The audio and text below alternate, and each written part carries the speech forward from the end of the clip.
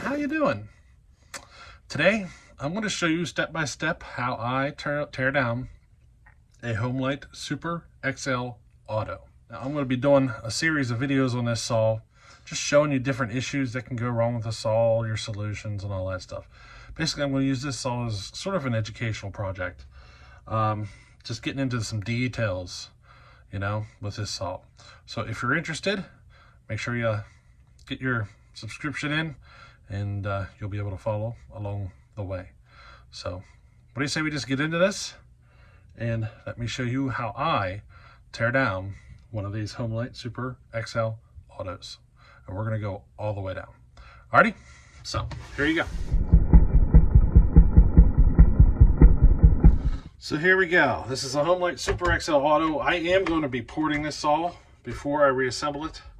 Now these aren't capable of being ported to extreme measures, but I'm gonna, take it as far as I can and feel comfortable with. So if you're interested, there's gonna be a lot of videos on this saw. Now the first thing I'm gonna do is I'm gonna get this clutch cover off. Should use a 5/8 wrench.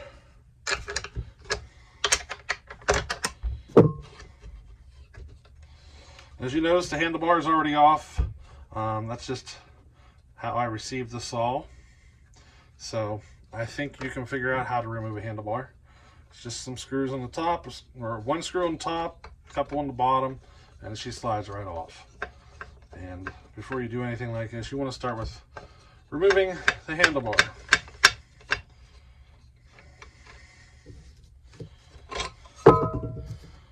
One clutch cover removed. Just got two nuts. There's supposed to be some bar plates in here. They're not on here at the moment. This is the clutch assembly. We aren't ready to get into that yet. I'm going to start with getting this air filter off next.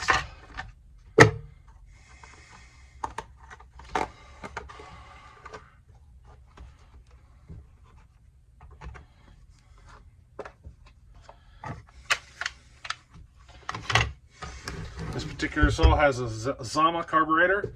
There is a Tillotson as well. The Tillotons tend to be a little bit better, but a properly rebuilt Zama still runs just fine.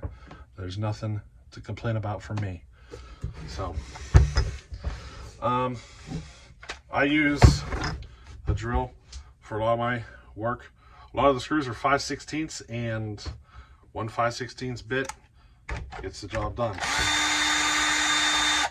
This is a shield that is optional on these saws.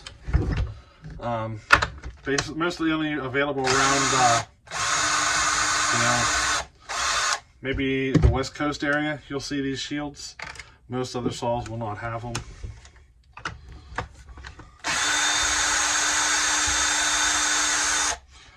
I will reinstall it just because it kind of makes it a unique saw.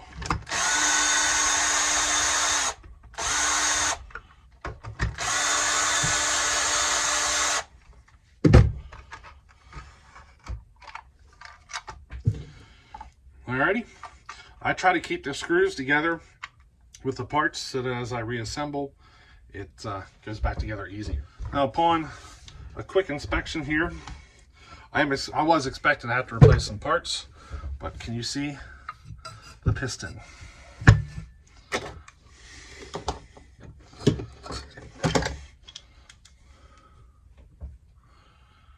Can you see the piston in there? I'm trying to get you a good view. We do have scoring, and I was expecting that. It is common with these saws. We will look closer as we tear into it. We could be replacing the piston and the cylinder. I don't know until I get it torn down. All right, next I want to get this carburetor out of here, and I need a 5/16 wrench. I use a gear wrench because it's easier.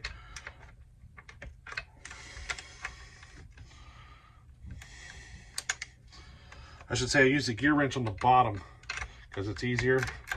I like to remove the screws first. Don't ask me why, it's just the way I do it.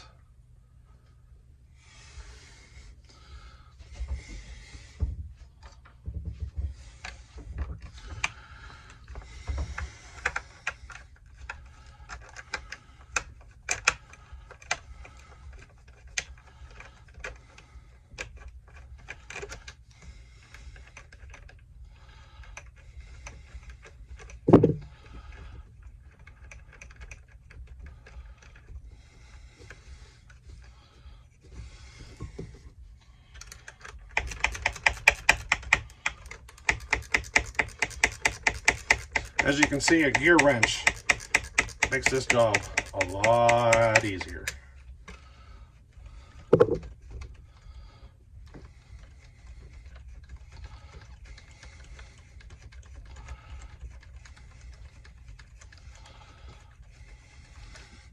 Alrighty, now I'm ready for the needle nose pliers. There is a little clip in here to hold the choke in place.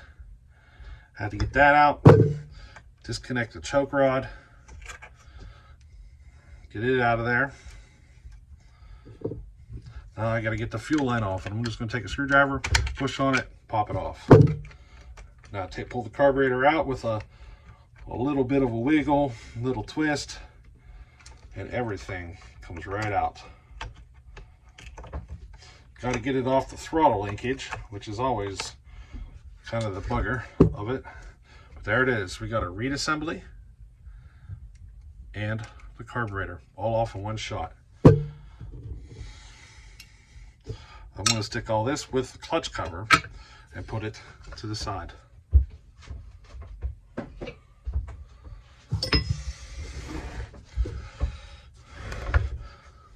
Now I want to get the starter off.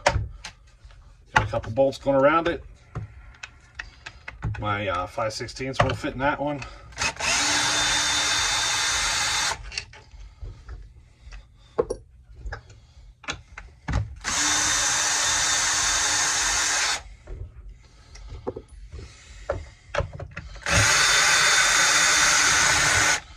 This is probably the boring part of it, because most of you could figure this part out. It's going to get more difficult as we go. There is a sequence in which you use to tear some of these parts out. Alright, so there the clutch cover is off. We need to disconnect the wire from the coil, and there it is. This little rubber piece just fell out of right here at the side of the airbox. We need to save that so we can put it back in. So we'll just pop it all in here and put it to the side. Now this is what they call the Presto-like coil. It's common, it's blue. Tells you everything you need to know. They have a reputation of going bad. We will address that during the assembly process, because if it's bad, we'll have to replace it.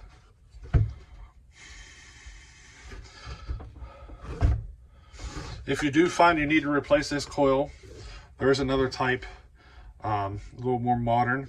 If you use the more modern one though, you have to replace the flywheel as well. You have to use matching era parts. So the blue coil goes with that flywheel. The other style coil goes with the other style flywheel. So that's one thing you got to remember with these. Next, I want to remove the flywheel. So I'm going to start by getting these two nuts off of the screen. Those appear to be 3/8.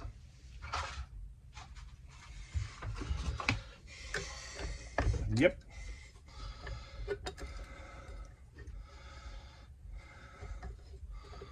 There's not many times you use a 3/8 wrench on one of these saws.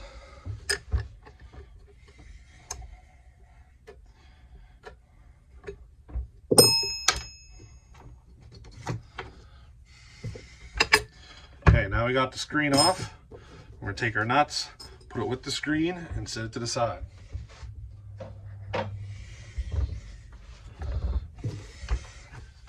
Now we got to work at getting the clutch off and the flywheel. Okay, the cylinder will turn as we try to turn these nuts, so we got to block the cylinder from turning. There's different methods. I'm going to show you the rope method. Okay. So as you see here, this is a piece of starter rope, you know, the rope that goes inside the starter handle. I got a knot tied on the end. We want to look at the piston, rotate it in the direction the nut is going to turn off. Okay, each saw is different. I find some are counterclockwise, some are clockwise. So to turn this nut off, we need to turn counterclockwise. So I need to rotate the center cylinder counterclockwise, watch the piston come down, watch it go back up, and as soon as it starts to close off that exhaust port, I stop. Now I'm going to take the rope, shove it down into the spark plug hole.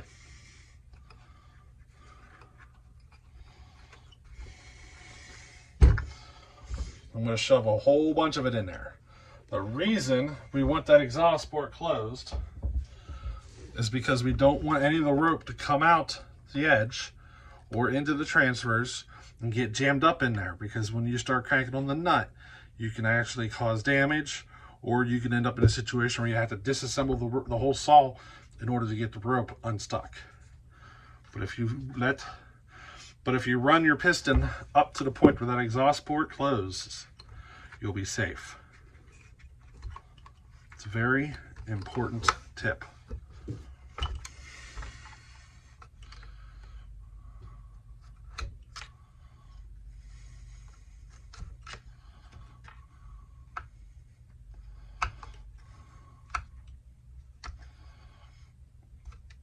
Just in case you're wondering, I am going to show you how to get into the bearings of the saw in this video.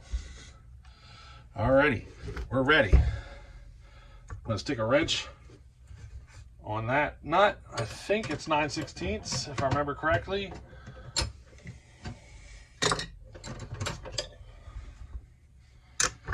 What do you know?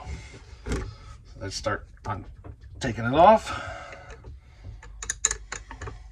As you see, the rope is getting jammed up in there, preventing it from rotating. So now I can turn the nut off.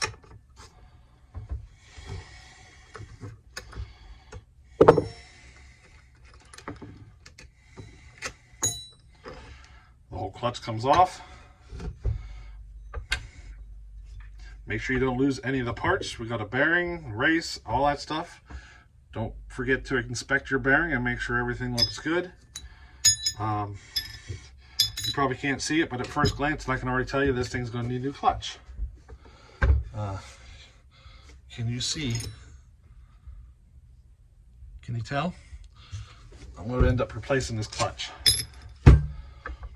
Now, to get this off, there's different tricks, but I'm willing to bet you don't own the tools. So I'm going to show you one trick here. I'll take a drill bit, just the right size, and stick it in that hole. Okay, it's full of dirt.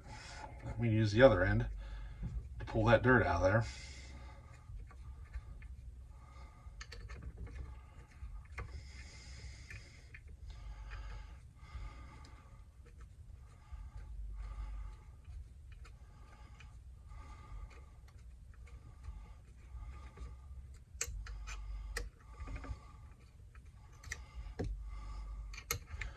Alrighty, there's that.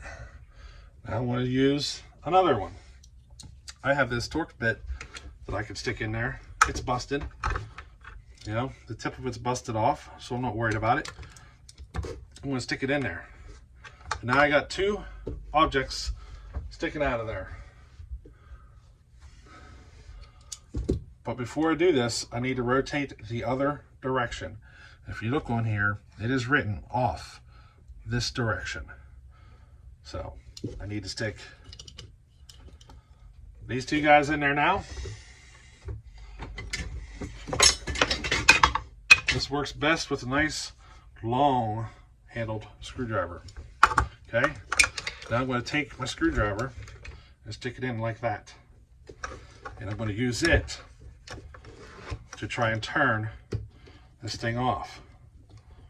Okay,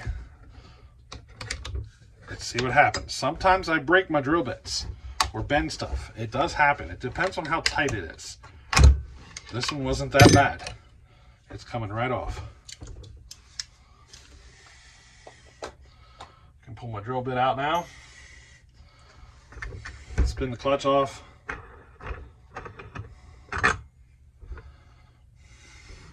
Can you see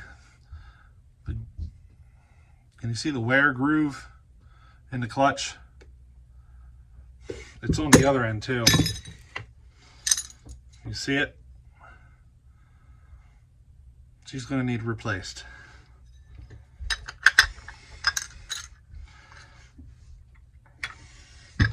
Now I got this little metal plate here I got to pull off. I'm going to stick this all together with the clutch and put it to the side.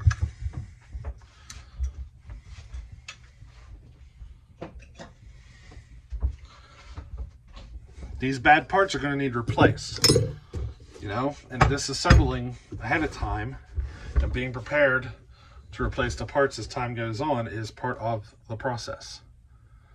All right, next step is the flywheel. And this is the one that can get tricky.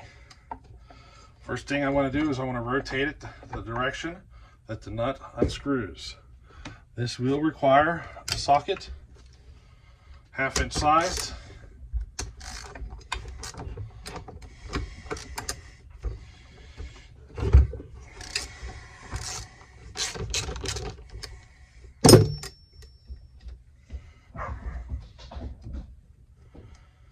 This is a good opportunity to inspect your pawls and make sure they are functioning good.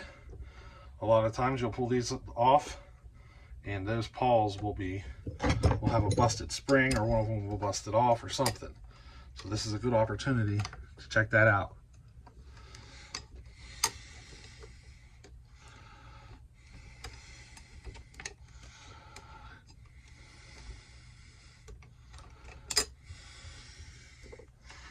Now I'm going to show you how I take this flywheel off. If you look close, you can see the key right here on this side. I need to move it around this way. See this hole? I want the key wave facing directly away from it. Okay?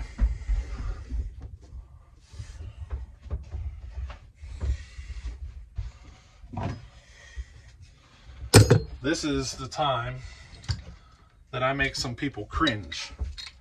This is just how I do it. So there's a tool for removing these. You got 2 bolts that replace these for your starter pawls, and then you have another bolt that goes down to the crankshaft, and as you tighten everything up, it pops it off. Okay, I'm going to go a little backwoods on you, or a little hillbilly on you, or whatever you want to call it, and we're going to pop this off up. We're going to pop this flywheel off in a few seconds. I'm going to use an old school puller of some sort. I'm going to stick it under the flywheel on that side with the key facing directly away. I'm going to stick the center on and this side.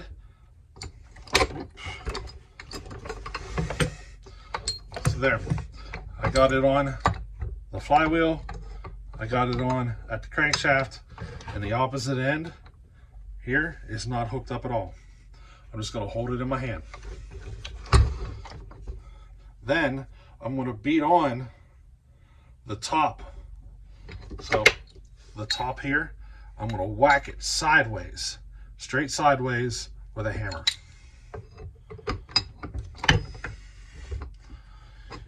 Make sure everything's lined up good.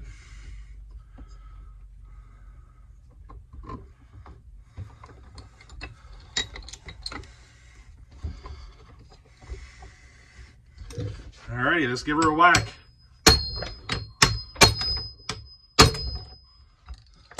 And there it is. 3 whacks and she's off.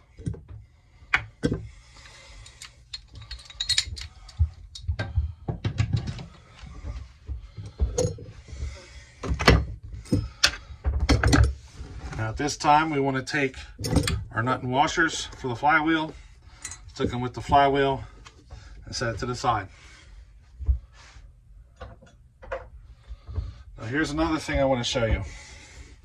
These saws have a horrible reputation of overheating. Horrible reputation. And the reputation, I don't think, came so much from the saw itself. I think it came from the user mostly. Running them too lean, or, you know, numerous issues. But in many situations, it's because Nobody ever cleaned them, ever. And when you don't clean them, you clog everything up with sawdust. So as you take a look here, you see all this sawdust? There is an air pocket here between the engine and the fuel tank.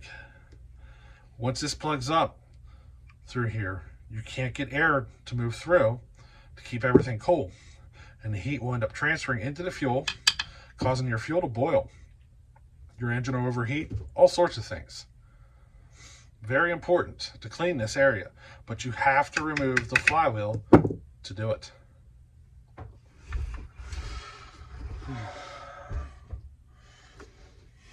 Now we have a key here. This one is on really well, so I'm not going to worry about it, but yeah, here we go. So here's the key. We want to put some tape on there just to keep it, you know, from falling off.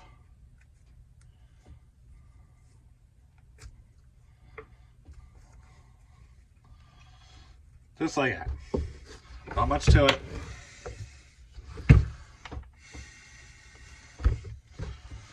Okay, next I want to get the coil and all this off, but in order to do that, I have to get the handle off because I won't be able to pull a spark plug wire through.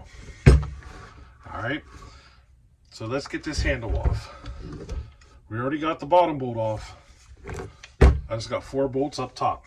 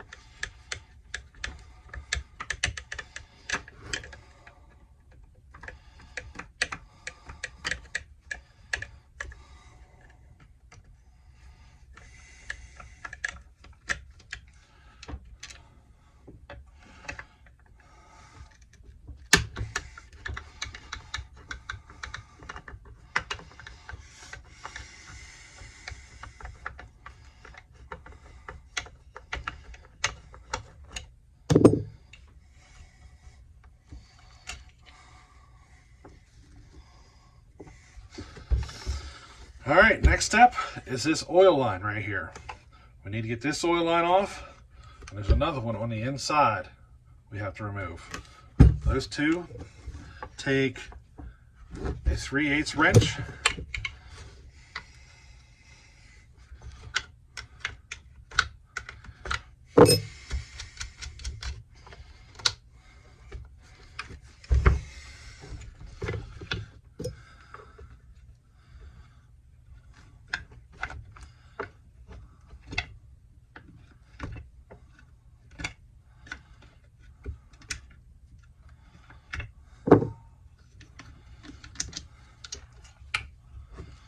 All right, the other thing holding it on now is this fuel line.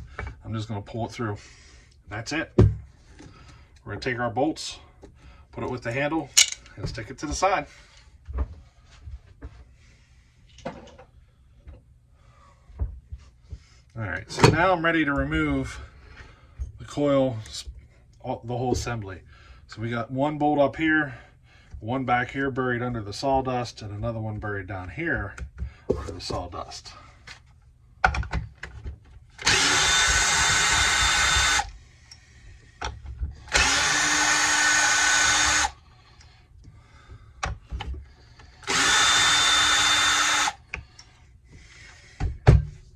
Once those 3 bolts are out, this sucker will pop right off.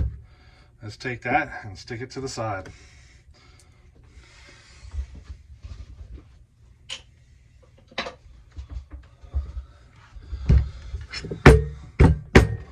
As you see, the further I go, the more of a mess I make because of all this sawdust coming out. See how much is built up in there? It's like insulation in your house, you know? It just keeps that heat trapped into the engine, won't let it escape. Now I'm going to go back over to the other side here This right here is the oil pump.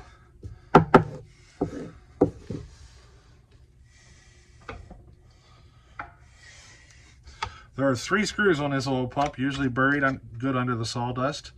And they're usually on there really tight. So make sure you have a really good fitting screwdriver.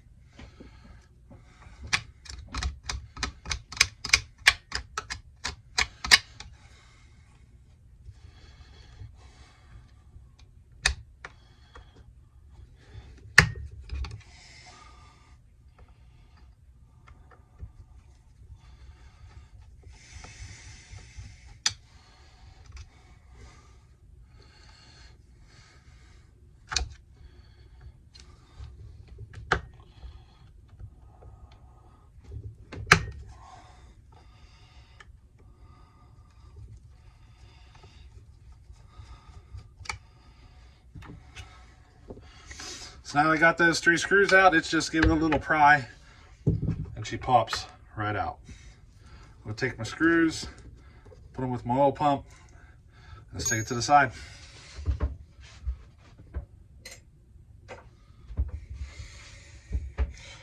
Now at this moment, you're gonna notice 5 screws inside of here. 1, 2, 3, 4, 5. Do not remove these unless you're planning on getting all the way inside the crankcase. All right? This holds this whole oil pump assembly to the crankcase, and it is open to the inside. There is a gasket. If you break the seal of that gasket, you basically have to disassemble the saw. Alrighty? It's one common area that people forget to check when looking for air leaks, and I'll go over that in the future. Now at this moment, I'm ready to pull the fuel tank. We got 3 bolts right here. They are 3/8. I think I can use a screwdriver on that.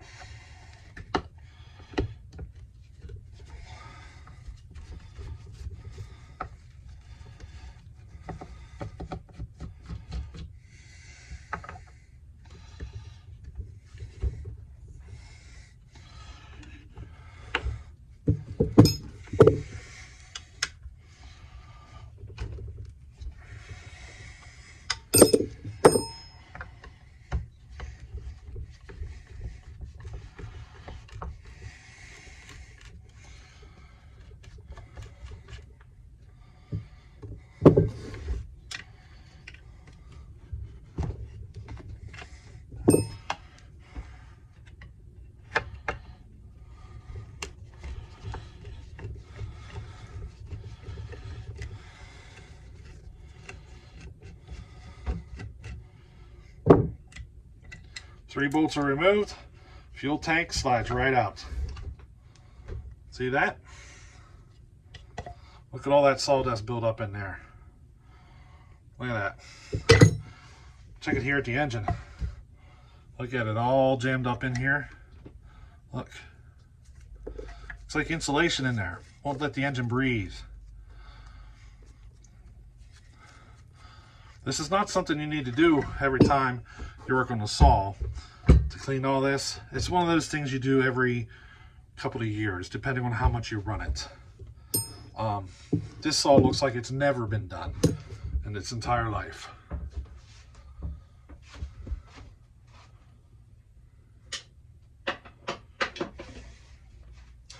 If you have one of these Homelites with boiling gas issues, chances are that's your issue. It's very common.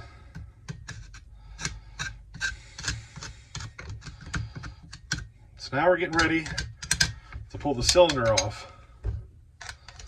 I'm ready. I'm going to go ahead and pull this rope out. It's been sitting in there. This is a gear for running the oil pump. I was wondering where that went. It goes in here, but with the oil pump. I just noticed that it fell out. It doesn't bolt in or anything. It just sits in place. If you're not sure how that goes in, just keep watching and I'll show you the assembly when that time comes. All right, so now we need a 7/16 wrench.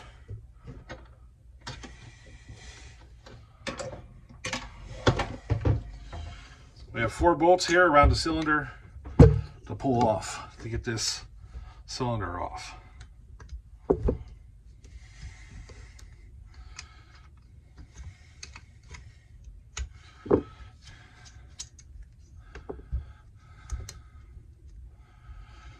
Now those of you who are watching and know anything about porting, I already took the number, the squish number, so just in case you're wondering, I did figure out my starting point on squish. It's a big one. It's in its 78 thousandths, but I've seen them exceed 100 thousandths. So by the time this saw's done, it might be a 40 or 50 thousand squish saw, depending on how far I can take it down until it free ports.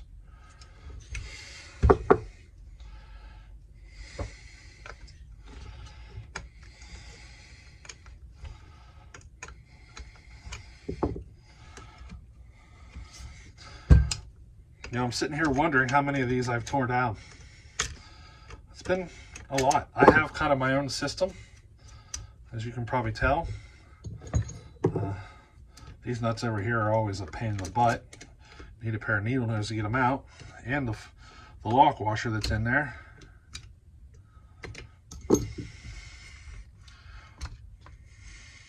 I'll leave that lock washer there. It'll come off whenever I pull the cylinder off.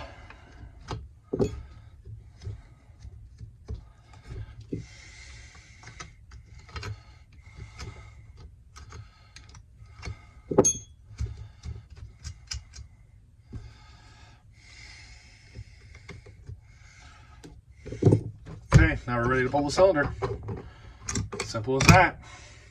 Get my washers. I'm going to take a little examination of the inside here. Just in case you're wondering, I am seeing damage.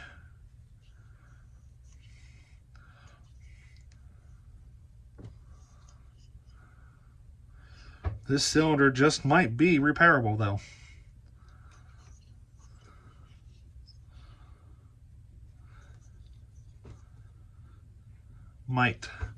I might be replacing the cylinder. I'm going to try to clean it, but we'll see. The piston, if you're looking here, so you see this damage? This is the exhaust side of the saw. You see this whenever it gets hot, and as I showed you all the sawdust the whole way through the process, I was showing you signs that the saw was probably getting hot, and here we're seeing evidence of it on the piston as well.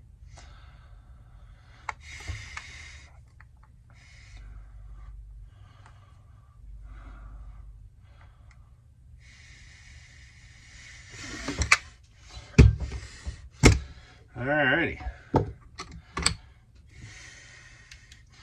I'm going to remove the piston and connecting rod together.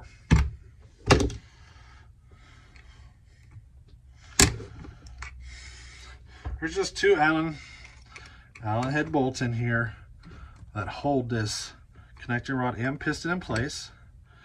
There are a whole lot of little needle bearings in there. Off the top of my head, I can't remember the exact number. I think it's like 31, 32, somewhere in that neighborhood. But just make sure you don't lose any.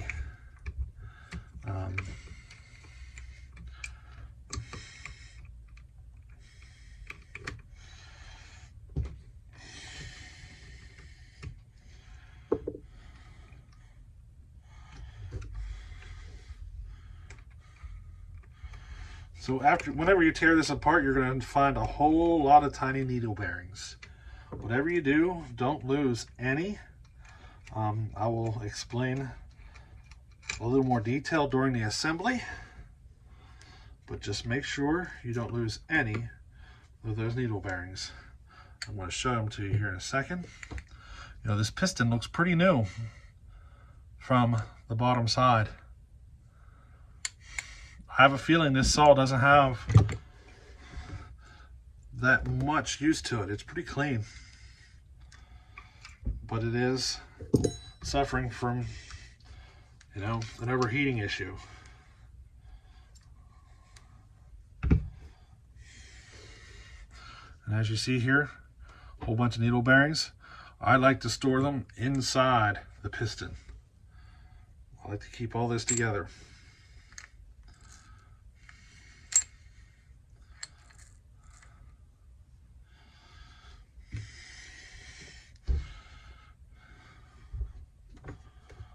Let's take a closer look.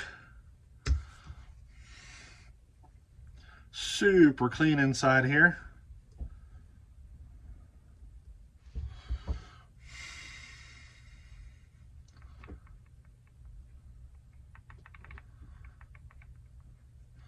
So I am checking this all for play. At this side here, the bearing, you probably can't tell. You probably can't tell, but I have some play in there. Okay. Now, in order to take this oil pump side off, you have to get the connecting rod out first. That is a must. Alrighty. So now we're ready to pull these 5 bolts.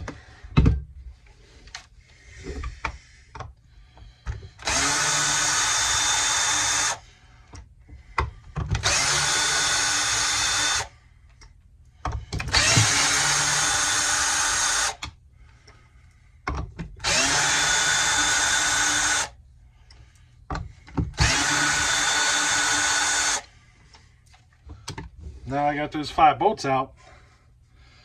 It's just a matter of getting this thing separated. Got a rubber mallet here, and that's it. A couple of whacks on the end of the crankshaft and she pops right off. This right here is the gasket I was talking about.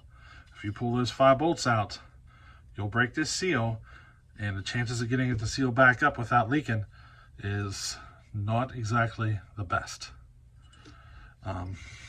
Now, on this side here, we have a seal. These seals go bad, it's common. On the flywheel side, your seal is an SKF 6119.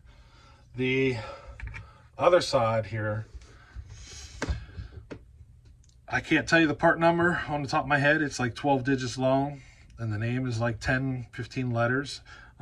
So I do have it. You can post a comment if you're interested, and I can give you the part number through the comments. Alrighty, but right now we got this off. Only thing left on here is the gasket, and I do need to remove this gasket.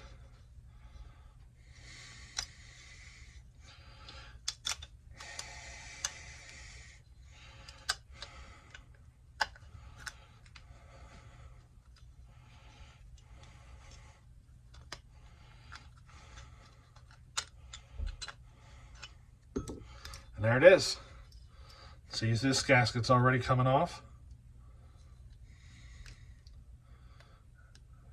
Doesn't take much effort. I'm going to stick all this to the side because now we're moving into getting the crankshaft out so we can check that bearing.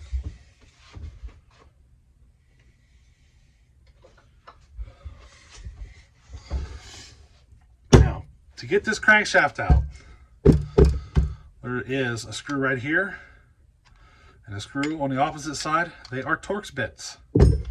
You will need a Torx bit to remove them.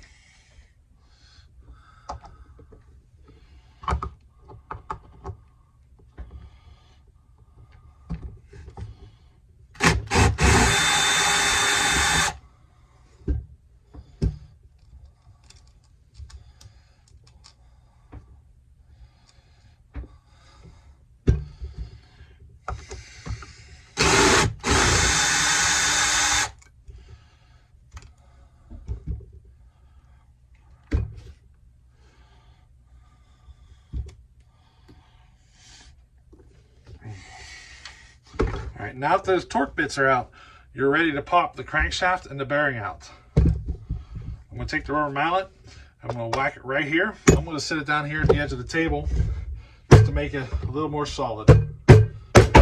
Whoa, there she was, one whack.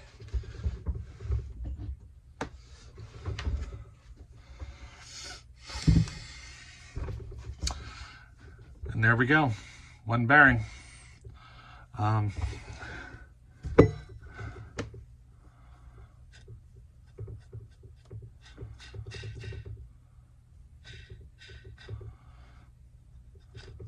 You probably can't hear it. Let me see if you can hear it. This bearing, I thought it was a fine bearing. I did not realize it was bad until I pulled it apart. Let's see if you can hear it.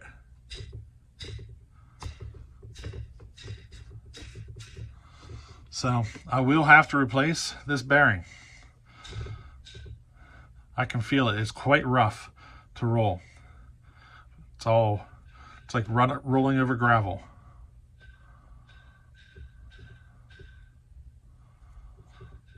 I do have replacements here, so I'm not worried about it. This is actually an SKF part number 6203 C3. C3 stands for higher temps, higher speeds.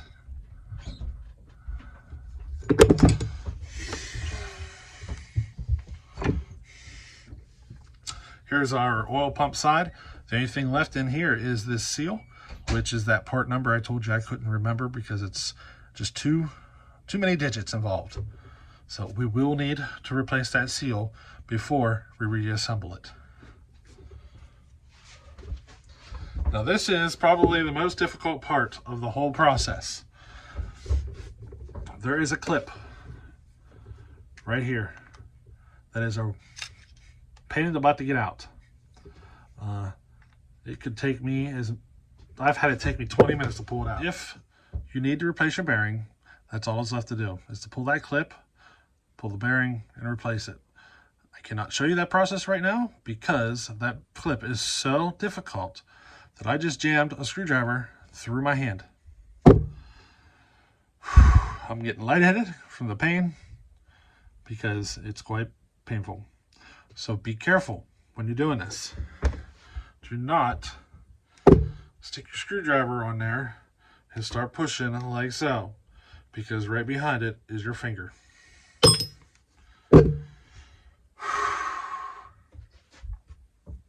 I hope you enjoyed this video, even though it ended in a screwdriver through my hand. I'm going to go clean my hands, get the sweat off, and relax. The whole tip of my finger is numb from here out. I'm going to feel that tomorrow. So here's a quick video on the teardown of a Homelite Super XL Auto that I thought you guys might enjoy. Here soon I'm going to throw a video up of all the common spots for air leaks so that I can actually show you all the individual pieces and what to look for.